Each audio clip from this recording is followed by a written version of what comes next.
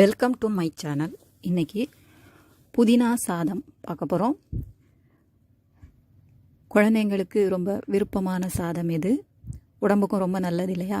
சளித்தொல்லை இருந்தால் சரியாகும். இந்த மாதிரி மழை காலங்களில் சாப்பிட்றதுக்கு ரொம்ப நல்லது. வாங்க இதுக்கு தேவையான பொருட்கள் என்னெல்லாம் அப்படின்னு பார்க்கலாம். ரொம்ப சிம்பிளாக செஞ்சிடலாம். ஸ்கூலுக்கு லஞ்சுக்கு வச்சு கொடுக்க ரொம்ப பொருத்தமான ஒன்றா இருக்கும். இப்போது நான் ஒரு கைப்பிடி அளவு நல்ல கை நிறைய இருக்கிற மாதிரி புதினா இலைகள் எடுத்துருக்கிறேன். கொஞ்சம் மல்லி இலையும் கொஞ்சம் கருவேப்பிலையும் எடுத்துருக்கிறேன். அந்த 3 இலையும் சேர்த்து தான் அரைக்க போகிறோம்.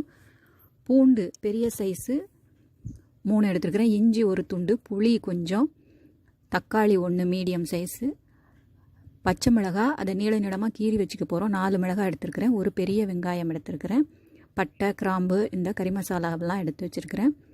அப்புறம் பாஸ்மதி அரிசி எடுத்துருக்கிறேன். சாதாரண பொன்னி அரிசி வேணாலும் எடுத்துக்கலாம்.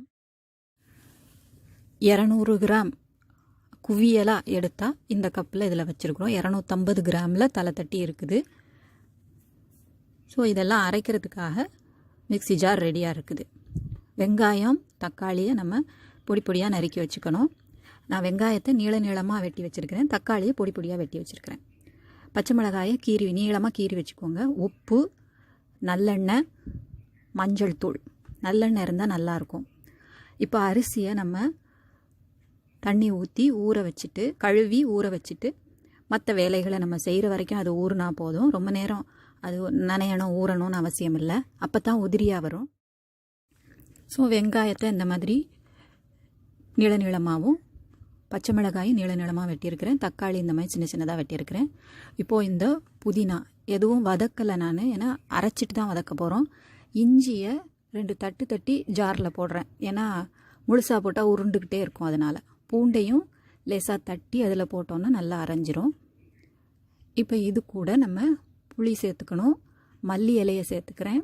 கருவேப்பிலை, புதினா எல்லாத்தையும் ஒன்றா அதில் சேர்த்து தண்ணி விடாமல் முதல்ல 2-3 சுற்றிட்டு அதுக்கப்புறம் தண்ணி விட்டு நல்லா பேஸ்ட்டாக அரைச்சிக்கோங்க.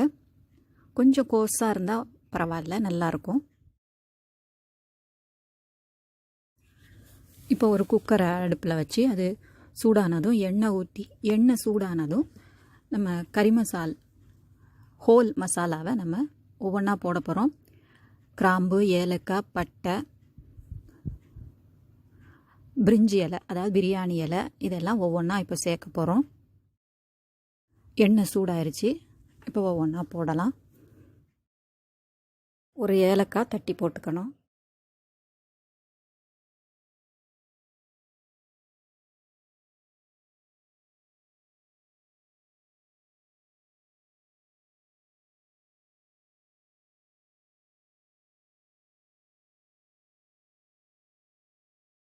இப்போ கீறின பச்சை மிளகாயும் சேர்த்து லேசாக வதக்கிக்குவோம். அப்புறம் வெங்காயம் நீளமாக வெட்டி வச்சது,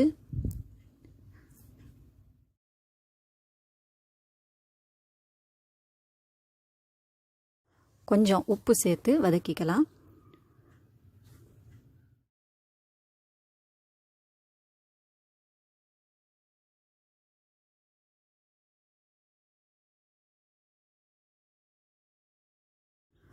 ஓரளவு வதங்கினதும் மஞ்சள் தூள் 1/2 ஸ்பூன் சேர்த்துக்குவோம்.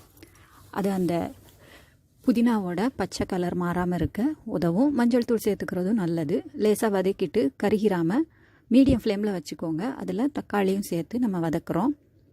ஓரளவு எண்ணெய் பிரிஞ்சு வர நேரத்தில் அரைச்ச விழுதையும் சேர்த்து அது ஒரு 1/2 டம்ளர் தண்ணி மட்டும் இருக்கிற மாதிரி ஊற்றி கழுவி அதில் ஊற்றிடலாம்.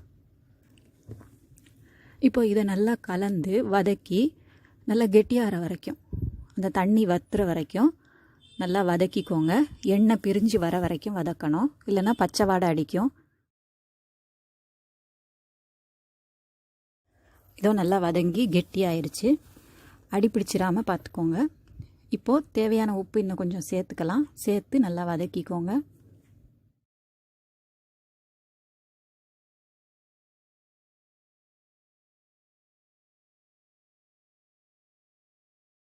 இந்த ஸ்டேஜில் நம்ம ஊற வச்ச அரிசியை கழுவி வடிகட்டி அந்த அரிசியை இதில் சேர்த்துக்குவோம்.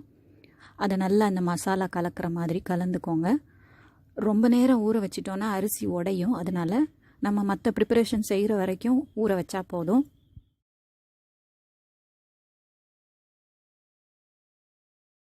ஸோ இப்போ நம்ம அரிசி எடுத்த அளவு அந்த கப்பு இருக்கு இல்லையா, அதுக்கு 2 கப் அல்லது 1.25 கப்பு. இப்போ இதில் நம்ம வதக்கி இருக்கிறதுல கொஞ்சம் தண்ணி இருக்கிற மாதிரி தெரிஞ்சால் 1.25 கப்பு விட்டால் போதும். நல்லா உதிரியாக வரும் அப்போ தான்.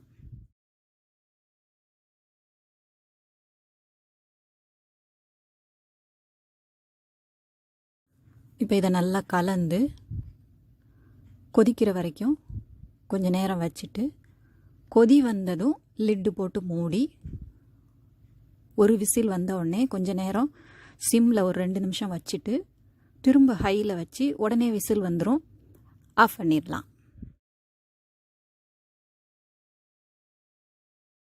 ஒரு விசில் வந்ததும் தீயை குறைச்சி லோ ஃப்ளேமில் வச்சு ஒரு 2 நிமிஷம் வைக்க போகிறோம்.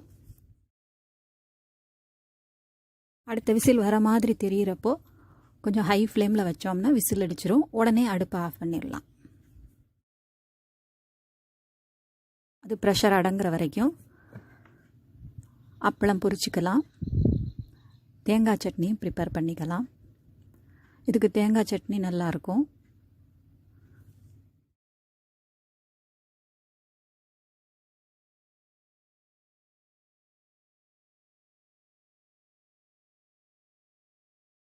தேங்காய் பொரிகடலை சட்னி அரைச்சிட்ருக்குது. இப்போ இதில் ப்ரெஷர் அடங்கிருச்சு. இப்போ திறந்து பார்ப்போம். இப்படி இருக்கக்கூடியதை கரண்டியால் லேசாக எடுத்து புரட்டி விட்டு திரும்ப மூடி வச்சிட்டோம் அப்படின்னா உதிரியாக இருக்கும், இல்லைன்னா அப்படியே செட் ஆயிரும் இல்லையா. இதுக்கு மேலே லேசாக நல்லெண்ணெய் விடணும்னா விட்டுக்கலாம். புதினா சாதம் தயாராகிருச்சு. சுட சுட புதினா சாதம் சட்னியோடையும் அப்பளத்தோடையும் வச்சு சாப்பிட ரொம்ப நல்லாயிருக்கும். இதுக்கு ராய்த்தா அந்தளவுக்கு மேட்ச் ஆகாது.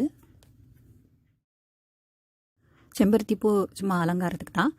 செஞ்சு பார்த்து உங்கள் கமெண்ட் சொல்லுங்கள். பிடிச்சிருந்தால் லைக் பண்ணுங்கள், ஷேர் பண்ணுங்கள், சப்ஸ்கிரைப் பண்ணுங்கள். சப்ஸ்கிரைப் பண்ண எல்லாருக்கும் நன்றி. வணக்கம். Take care.